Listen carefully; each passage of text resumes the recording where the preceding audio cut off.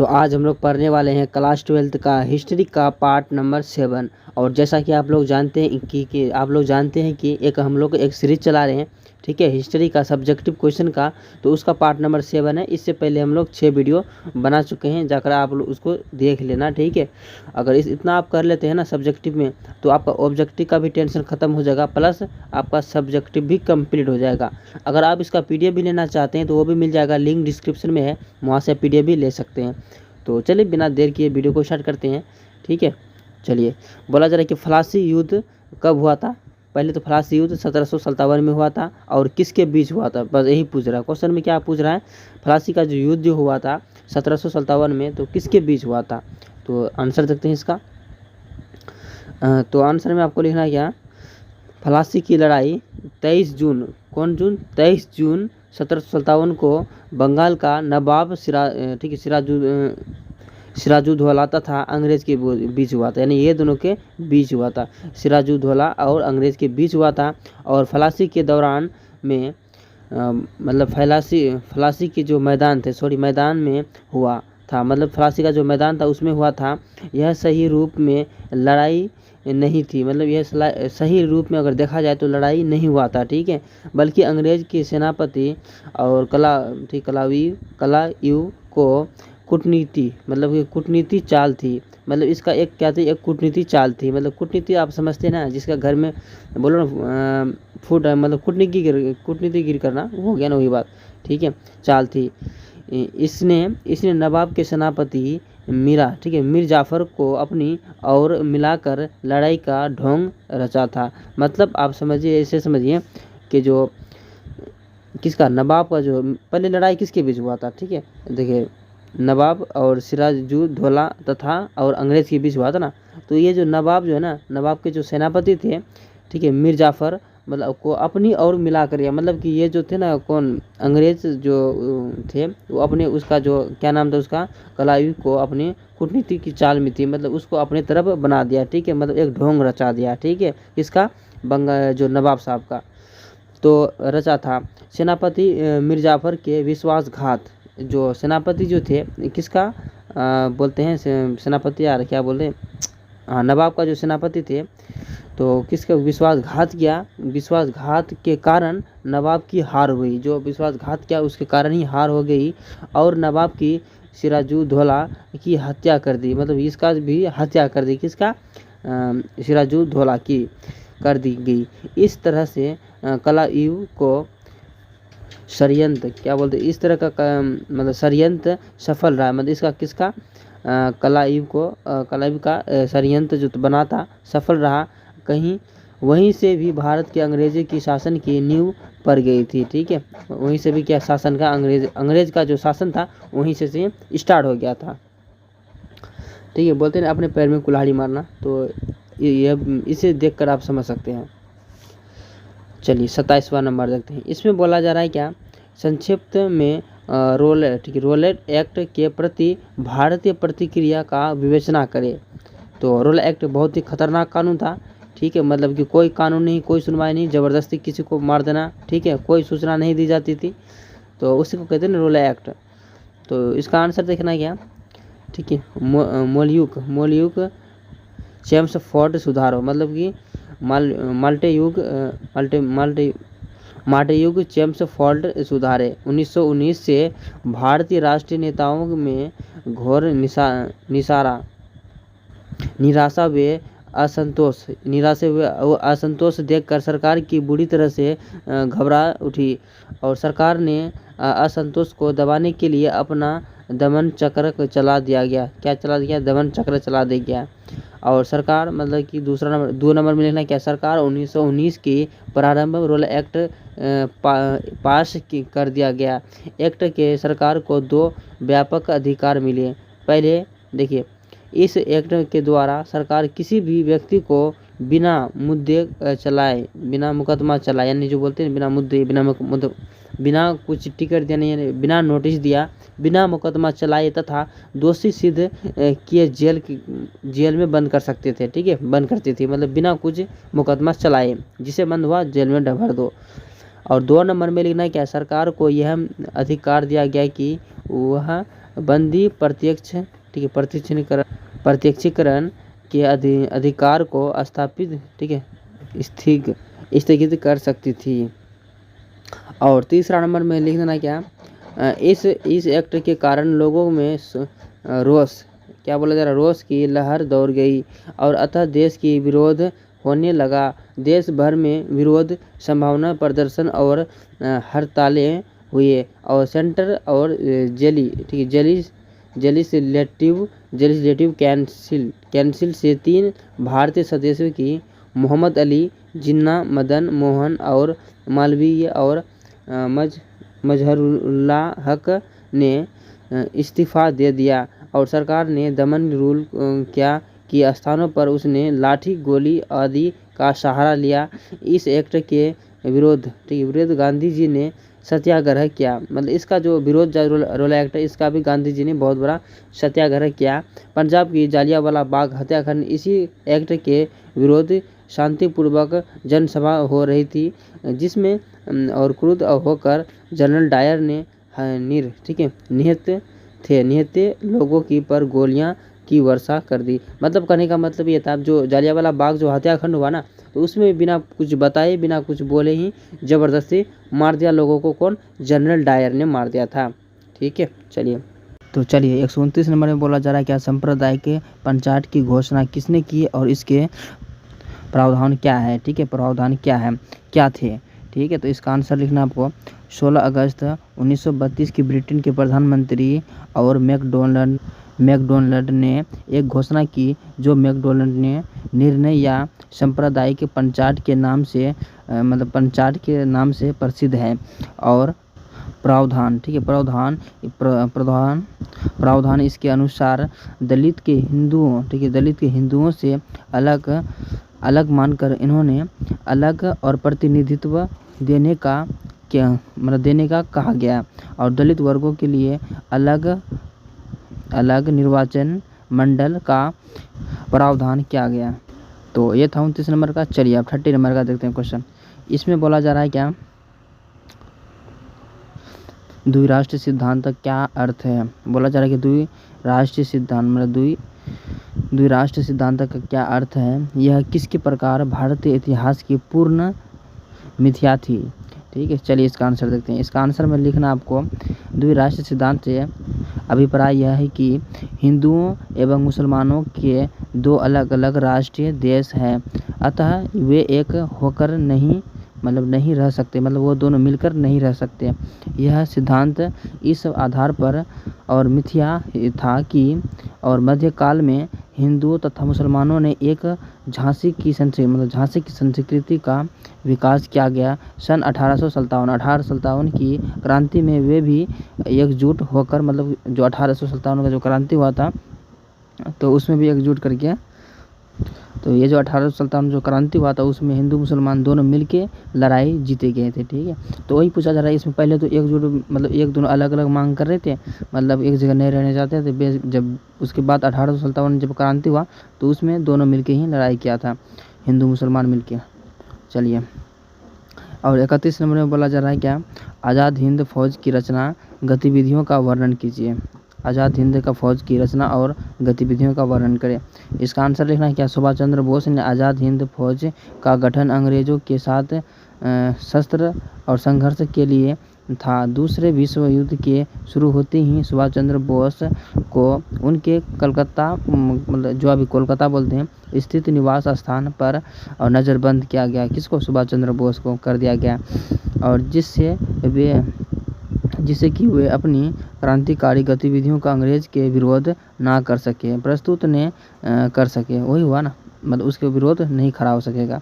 और 2 नंबर देख के लिखना पॉइंट कि 1941 ईस्वी में अंग्रेज की आँखों में धूल झोंक कर वे अफगानिस्तान के मार्ग से जर गए थे। यहाँ सॉरी गलती है, चल कर होगा, ठीक है, चल गए थे। और 1943 ईस्वी में बर्मा पहुंचकर जापान द्वारा बंदी किए गए भारतीय सैनिकों को संगठित हिंद फौज का गठन किया गया था। तो इसमें साफ साफ सुभाष चंद्र बोस का ये इसमें हाथ है। उसके बारे में जितना आप तारीफ लिख सकते हैं उसके बाद लिख दो, हो जाएगा काम। ठीक है, और ठीक है, क्या बोला, लोभ से प्यार से सुभाष चंद्र बोस को नेताजी कहते थे। यानी लोग जो थे तो सुभाष चंद्र बोस को प्यार से क्या कहते थे, नेताजी कहते थे। और नेताजी के युवकों को ललका कहा जाता था। तुम मुझे खून दो और तुम मुझे आज़ादी दूंगा, यह किसने किया था, सुभाष चंद्र बोस ने कहा था। ठीक है, और उन्होंने अंग्रेज़ों को भारत से बाहर निकालकर विदेशों से मतलब विदेश भी सहायता लेने विदेश से भी सहायता लिया। कौन, सुभाष चंद्र बोस ने लिया था। और इसमें बोला जा रहा है क्या, 1945 ईस्वी के बाद जापान की पराजय, ठीक है, पराजय होना चाहिए, ठीक है, पराजय के बाद भारत की सीमा तक पहुंच गई। आज हिंद फौज की पांव उखड़ कर गए थे। अतः आज़ाद हिंद की फौज के कई बड़े सैनिकों के अधिकारियों और सिपाहियों का अंग्रेज के पकड़ लिए थे। ठीक है, अंग्रेज ने पकड़ लिया था। बहुत बड़ा जो सेना था आज़ाद हिंद का, उसका भी सेना अंग्रेज ने पकड़ लिया था। बस यही था छोटा सा इसमें टॉपिक। और इसमें देखते हैं अब 32 नंबर में।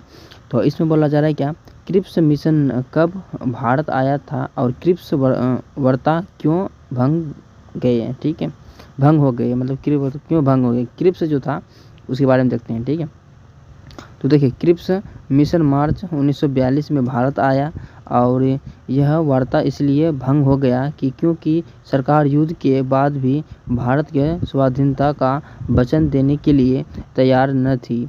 और क्रिप्स ने कांग्रेस का यह प्रस्ताव भी ठुकरा दिया गया। युद्ध के बाद एक राष्ट्रीय सरकार बनाई गई। युद्ध के बाद एक क्या बनाई गई, राष्ट्रीय सरकार। तो क्रिप्स के बारे में आप जान लें, छोटा सा था। ठीक है, चलिए और 33 नंबर में देखते हैं। इसमें बोला जा रहा है क्या, कांग्रेस ने क्रिप्स प्रस्तावों को क्यों अस्वीकार किया।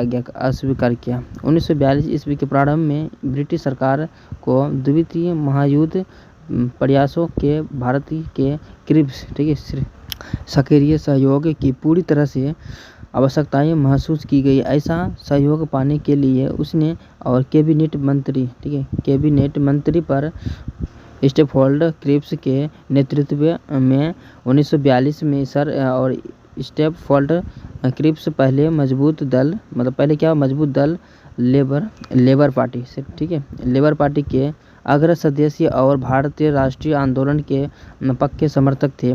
और क्रिप्स ने घोषणा की, भारत की ब्रिटिश नीति का उद्देश्य यहाँ है कि जितनी जल्दी संभव हो स्वशासन की स्थापना करना था। फिर भी उसकी एवं कांग्रेस के नेताओं की लंबी बातचीत टूट गई और ब्रिटिश ने नेताओं को कि यह मांग मानने से इनकार कर दिया गया कि शासन सत्ता तुरंत भारतीय को सौंपा दी जाए।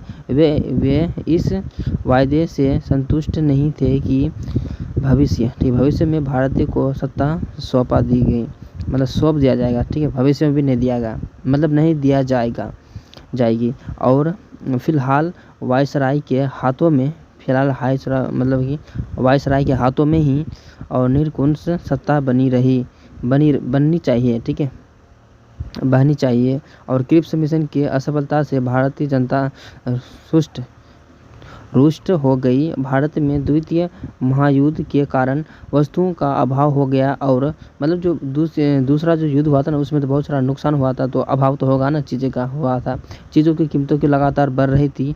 और अप्रैल 1942 से अगस्त 1942 के मध्य लगभग 5 महीने में ब्रिटिश सरकार तथा भारतीय के मध्य तनाव बढ़ता ही गया। ठीक है, बढ़ता ही गया। गांधी जी भी अब जुझारू, ठीक है, हो गए। ठीक है, जुझारू हो गए थे। तो चलिए, यही था। इसमें समझ में नहीं आया तो आप लोग दोबारा देख लीजिएगा। चलिए, और 134 नंबर में बोला जा रहा है कि पूना समझौता क्या था। इसमें महात्मा गांधी की क्या भूमिका, परीक्षण कीजिए।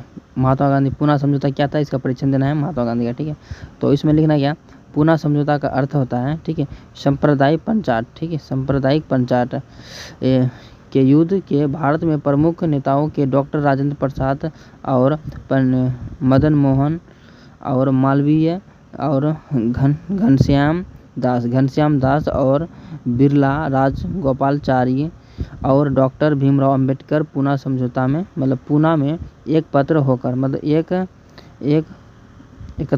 एकजुट होकर विचार विनिमय किया। उन्होंने अंग्रेजों गांधी जी और डॉक्टर अंबेडकर की स्वीकृति का एक समझौता तैयार किया गया जो पूना समझौता कहलाता है। इसे ब्रिटिश सरकार ने भी मान लिया था। मतलब कहने का मतलब ये था जो जिसका नाम बताया वो एक पूना में एक समझौता रखा था। ठीक है, तो नाम इम्पोर्टेंट है, बाकी आप लिख सकते हैं। और इसमें बोला जा रहा पूना समझौता कहलाता है। ब्रिटिश सरकार ने भी मान लिया था और समझौता की मुख्य शर्त सांप्रदायिक पंचायत के दलितों के लिए प्रांतीय है और व्यवस्थापिका संभावनाओं के सभी राज्यों का निर्धारित 1971 71 स्थानों को बढ़ाकर 148 कर दिया गया। 2 नंबर में लिखना क्या, संयुक्त चुनाव प्रणाली की व्यवस्था की गई। दलितों के लिए चुनाव क्षेत्र की व्यवस्था का समाप्त कर दिया गया।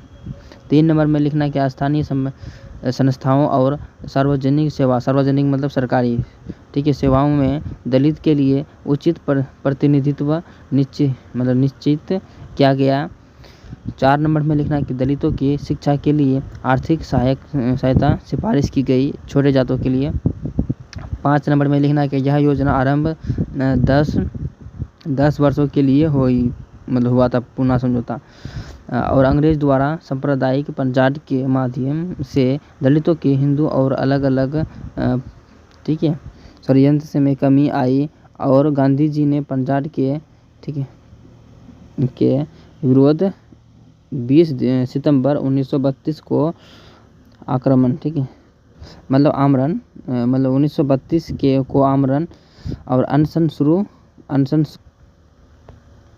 दिया था। पूना समझौता के बाद और 26 दिसंबर 1932 की उन्होंने अपना अनशन तोड़ दिया गया। ठीक है, मतलब इसमें बोला जा रहा है कि जो अभी जो चल रहा है ना कि 10 साल मुखिया बड़े जात उठेंगे, 10 साल छोटे जात उठेंगे, तो यही हुआ 10 वर्षों के लिए कानून बनाया गया था। ठीक है, चलिए। और 135वां नंबर में बोला जा रहा है कि भारत छोड़ो आंदोलन 1942 के बारे में लिखे। तो चलिए लिखते हैं। तो क्रिप्स मिशन असफलता ने भारत में असंतोष का वातावरण को बना दिया गया। इसी बीच द्वितीय विश्व युद्ध मित्र राष्ट्र को कमजोर स्थिति में चलने भारत पर जापानी आक्रमण खतरा बढ़ गया था। भारतीयों को यह लगने लगा कि अंग्रेज के बाद यहाँ जापानी शासन कायम हो जाएगी।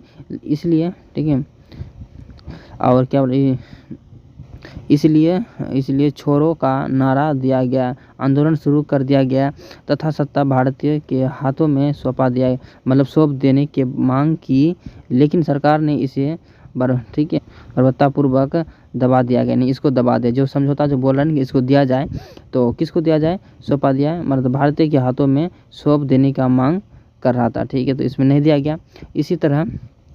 इसी तरह विद्रोह का असफल सिद्ध हो गया।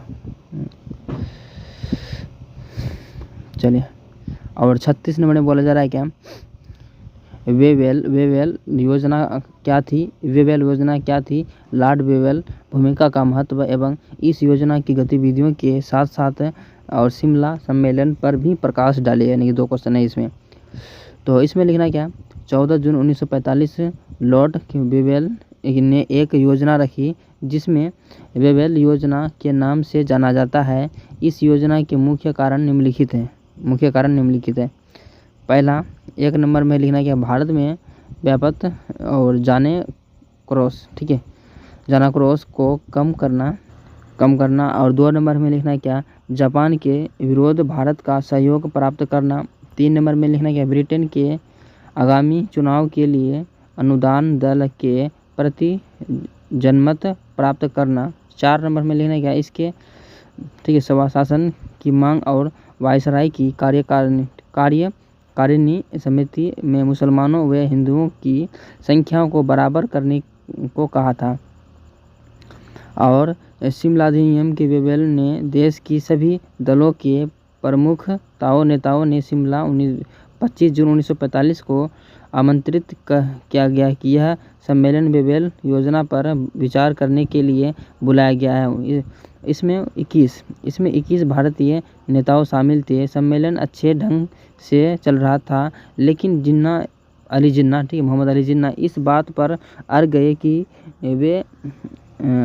कि केवल मुस्लिम लीग ही सारे भारत मुसलमानों का प्रतिनिधि कर सकती है, अतः यह सम्मेलन असफल हो गया। मतलब इसी में अली जिन्ना टांग अड़ा दिया कि हम अलग लेंगे, ठीक है। तो ये सब था कारण।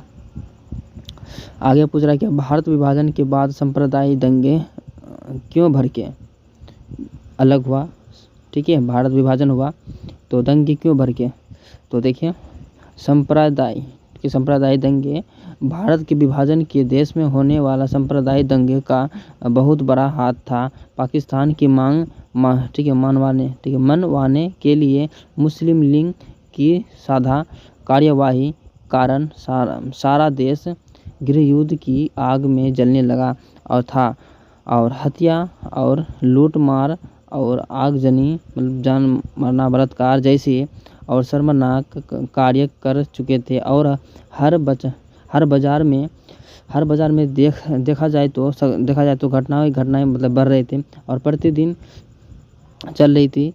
और इस घटनाओं के प्रति नेहरू जी को संकेत करते हुए डेली माउंटबेटन कहा था कि सोचती हूँ कि हजारों मासूमों के बेगुनाहों का रक्त बहाने से क्या ज़्यादा अच्छा होगा। मुस्लिम लीग की बात मान कर ली जाए तो दूसरी और माउंटबेटन की पटेल की को भी यह दंगे रात के लिए भारत विभाजन पर राजी कर दिया गया। मतलब कहने का मतलब ये था इसका, ठीक है। किताबी भाषा का छोड़िए। तो इसमें बोला जा रहा है क्या, जैसे कि मुस्लिम लीग का देश बंटवारा के लिए नहीं दे रहा था, ठीक है। तो जो पाकिस्तान बना था तो वो लोग आपस में मतलब कि मार काट यहाँ वहाँ बलात्कारी ये सब हर एक प्रतिदिन बढ़ते ही रहता था। तो इसी में नेहरू जी ने कुछ दिमाग लगाया कि इसे मासूमों को जान मतलब मार के क्या फ़ायदा, चलो इसको अलग कर देते हैं। तो यही बोला जा रहा है क्या, फलस्वरूप भारत का विभाजन कर दिया गया, ठीक है। राज्य कर दिया गया और भारत को विभाजन कर दिया गया। तो यही था इसमें किताबी भाषा। अगर मैं भी पढ़ता हूँ तो मुझे भी समझ में नहीं आता है। जब तक मैं फिर से दिमाग नहीं लगाऊंगा तो आपको भी समझ में नहीं आएगा। चलिए, और 138 नंबर में बोला जा रहा है क्या, संविधान प्रारूप समिति के अध्यक्ष कौन थे। इस सभा को कब प्रारूप समिति ने अपनी संयुक्त, ठीक है, संस्तुतियाँ प्रस्तुत की थी। चलिए इसका आंसर में देखते हैं। इसमें बोला जा रहा है संविधान प्रारूप समिति के अध्यक्ष डॉक्टर भीमराव अंबेडकर। संविधान प्रारूप समिति ने संविधान निर्माण सभा के अपनी संयुक्त, ठीक है, संस्तुतियाँ 4 नवंबर 1948 को प्रस्तुत की गई थी। तो ये था। और 39 में बोला जा रहा है क्या, 33 नंबर में इसमें बोला जा रहा है कि देसी रियासतों का एकीकरण किसने किया और एकीकरण की प्रक्रिया कैसे हुई। तो चलिए इसमें देखिए, इसमें बोला जा रहा है कि देसी रियासतों का एकीकरण सरकार वल्लभ भाई पटेल और लौह पुरुष ने किया गया। इस काम के लिए उन्होंने छोटी छोटी रियासतों के मिलाकर उनका एक संघर्ष बना गया। कुछ बड़ी रियासतों को राज्य के रूप में मान्य, ठीक है, राज्य के रूप में मान्य दी गई। कुछ पिछड़े हुए सभा शासन व्यवस्था ठीक न होने वाले राज्यों को भी केंद्र की निगरानी में रखा गया था। और 40 में बोला जा रहा है कि डॉक्टर राजेंद्र प्रसाद पर संक्षिप्त नोट लिखिए। तो लॉन्ग क्वेश्चन है। तो संविधान निर्माण का होने का 26 नवंबर 1949 को डॉक्टर राजेंद्र प्रसाद अध्यक्ष संविधान सभा के ने उस पर हस्ताक्षर करते हुए इन बिंदुओं पर दुख प्रकट किया गया था। और दूसरा, भारत संविधान मूलतः रूप से अंग्रेजों की भाषा में भी है। और 2 नंबर, इसमें किसी भी पद या कोई भी और शैक्षणिक योग्यता नहीं रखी है। और 3 नंबर में जाएगा, भारत प्रथम राष्ट्रीय डॉक्टर राजेंद्र प्रसाद बनाए गए थे। भारत में प्रथम राष्ट्रपति डॉक्टर राजेंद्र प्रसाद को ही बनाए गए थे। और 41 में बोला जा रहा है क्या, भारतीय संविधान के अनुसार निर्धारित, ठीक है, धर्मनिरपेक्षता क्या थी, धर्मनिरपेक्षता क्या थी। धर्मनिरपेक्षता शब्द को भारतीय संविधान की प्रस्ताव 1942वें संविधान और संशोधन 1976 ईस्वी में जोड़ा गया था। इसका तात्पर्य यह है कि भारत के किसी धर्म या पंथ को राज्य धर्म या पंथ धर्म राज्य धर्म के रूप में स्वीकार नहीं किया जा सकता है, ठीक है। मतलब कोई ज़रूरी नहीं कि भारत को ही हिंदू राष्ट्र से जाना जाए कर सकता है। धर्मनिरपेक्ष मतलब हुआ कि यहाँ सब रह सकता है, किसी का भी धर्म नहीं है कि मुसलमान का देश है या हिंदुस्तान या हिंदू का धर्म है या सिखों का धर्म है या कोई और जात का भी धर्म, मतलब किसी का हिंदुस्तान नहीं है, ठीक है। तथा कहीं किसी धर्म का विरोध करता है तो प्रस्ताव, ठीक है, प्रस्तावना के अनुसार भारतवासियों को धार्मिक विश्वास धर्म व उपासना की स्वतंत्रता होगी। धर्म को व्यक्तिगत मामला माना गया है, अतः और क्या बोला जा रहा है, अतः होगी धर्म को व्यक्तिगत मामला माना गया है। राज्य लोगों के इस कार्य के हस्तक्षेप नहीं करेगा। चलिए 42वें में देखते हैं। इसमें बोला जा रहा है क्या, पूना समझौता क्या था, इसमें महात्मा गांधी की क्या भूमिका परीक्षण कीजिए। तो देखिए महात्मा पूना समझौता का अर्थ है कि सांप्रदायिक पंचायत के डॉक्टर राजेंद्र प्रसाद, ठीक है। इसमें तो ये तो क्वेश्चन 42 नंबर का पढ़े हैं लगता है, ये पढ़ चुके हैं। और 43 में पाकिस्तान के लिए मुस्लिम लीग, हाँ, पाकिस्तान के लिए मुस्लिम लीग की मांग को स्पष्ट कीजिए। लीग ने यह मांग कब रखी थी। तो जब देश में सांप्रदायिक दल लीग तथा हिंदू सभा के बहुत मजबूत होने लगे थे और मोहम्मद अली जिन्ना के नेतृत्व में मुस्लिम लीग ने कांग्रेस के सामने दीवार बनाकर खड़ी कर दी और अब उसने प्रचार करना शुरू कर दिया कि मुस्लिम लीग अल्पसंख्याओं का बहुसंख्या हिंदू में सभा जाने का खतरा है। मतलब ये जो दल था इसमें जाने का खतरा है, इसे बता रहे थे लोगों को खतरा है इनमें। इस अवैज्ञानिक और अनैतिहासिक सिद्धांत का प्रचार किया गया। हिंदू और मुसलमान दो अलग अलग राष्ट्र के इनका एक साथ रहना असंभव है और 1940 ईस्वी में मुस्लिम लीग ने एक प्रस्ताव पास करने का मांग की कि आज़ादी के बाद दो भागों कर दी जाए और मुसलमानों के लिए पाकिस्तान नाम का एक अलग राज्य बनाया जाए।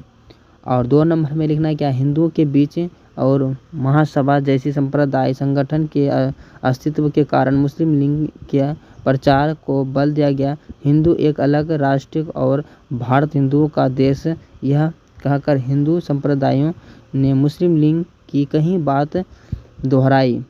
और 3 नंबर में लिखना है क्या, दिलचस्पी बात यह है कि हिंदू और मुसलमान संप्रदायों ने कांग्रेस के विरोध कर एक दूसरे का हाथ मिलाने से संकोच नहीं किया और पश्चिमोत्तर सीमा प्रांत पंजाब सिंह और बंगाल हिंदू संप्रदाय कांग्रेस के विरोध मुस्लिम लीग ने तथा दूसरे संप्रदाय संगठन के और मंत्रिमंडल बनाने का मदद की और सांप्रदायिक दलों के पूर्ण निष्ठा के साथ स्वराज्य में चल रही थी। संघर्ष में भाग नहीं लिया, न कहीं क्या बोला जा रहा है, न कहीं जनता सामाजिक आर्थिक मांग उठाने की रुचि ली। वस्तु उन्होंने कारण देश के विभाजन हुआ और आज हमें भारत के अलावा पाकिस्तान और बांग्लादेश भी दिखाई पड़ती है। तो पहले सब एक थे। चलिए लास्ट और आखिरी क्वेश्चन में बोला जा रहा है 44 नंबर में 1940 के अगस्त के प्रस्ताव के एक संक्षिप्त नोट लिखिए। इंग्लैंड के प्रधानमंत्री और चर्चित महोदय, ठीक है, महोदय जर्मनी द्वारा ब्रिटिश और घेराबंदी एक विकास का भागों का क्या बोला जा रहा है, फांसीवादी व्यक्तियों का विजय की चिंतित थे। उसने भारत को वायसराय लिया और भारतीय नेताओं की बातचीत करने का आदेश दिया गया ताकि युद्ध युद्ध में भारत के सक्रिय सहयोग प्राप्त किया जा सके, और वायसराय ने जो 8 अगस्त 1940 की घोषणा की वह इतिहास की मात्र प्रस्ताव कहलाती है। ये प्रमुख इसकी बातें हैं। देखिए 1 नंबर में लिखना क्या, भारत को शीघ्र की औपनिवेशिक स्तर या स्वतंत्र दिए जाए। और 2 नंबर में लिखना क्या, भारत का नया संविधान बनाने के लिए संविधान सभा का गठन किया जाए। 3 नंबर में लिखना कि नई संविधान सभा में भी संप्रदाय तथा दलों के प्रतिनिधि शामिल किए जाए। 4 नंबर में लिखना कि भारत की सत्ता तक किसी ऐसी सरकार को नहीं सौंपी जाए तब इसमें संप्रदाय तथा तत्वों के प्रतिनिधित्व शामिल नहीं होगी। 5 नंबर में लिखना क्या, युद्ध संबंधित मामले पर विचार विमर्श के लिए वृत्तक और समिति का गठन हो जाए, जिसमें भारतीय राष्ट्रीय नेताओं के प्रतिनिधियों के साथ ही साथ राजा महाराजाओं के प्रतिनिधि शामिल किए गए। और 6 नंबर में लिखना क्या, महात्मा युद्ध के दौरान वायसराय के कार्यकारियों ने परिषद और कैंसिल के कैंसिल में इंग्लैंड सरकार कुछ स्थानों पर राष्ट्रवादियों को नियुक्त की, और कांग्रेस ने अगस्त 1940 प्रस्तावों की ठुकरा कर दिया। और क्योंकि इसमें पूर्ण स्वतंत्रता बात नहीं है और की गई थी, मुस्लिम लीग ने भी अगस्त प्रस्ताव को ठुकरा दिया गया। और क्योंकि इसमें उनकी सार्वजनिक प्रबल मांग पाकिस्तान बनाने के लिए मांग को जिक्र नहीं था, मतलब इसलिए मुसलमान ने इसलिए ठुकरा दिया कि वह पाकिस्तान के लिए जिक्र नहीं था, यानी कि आवाज़ नहीं था इसलिए। और सन 1942 को ब्रिटेन सरकार ने क्रिप्स मिशन को भारत भेजा गया था। तो यह था आज का वीडियो। तो वीडियो कैसा लगा आप लोग कमेंट सेक्शन में मत भूलिएगा लिखने के लिए। कहीं पे कुछ भी मिस्टेक या कुछ भी दिक्कत हो तो प्लीज़ आप लोग कमेंट करेंगे। मिलते हैं नेक्स्ट वीडियो में, तब तक के लिए बाय।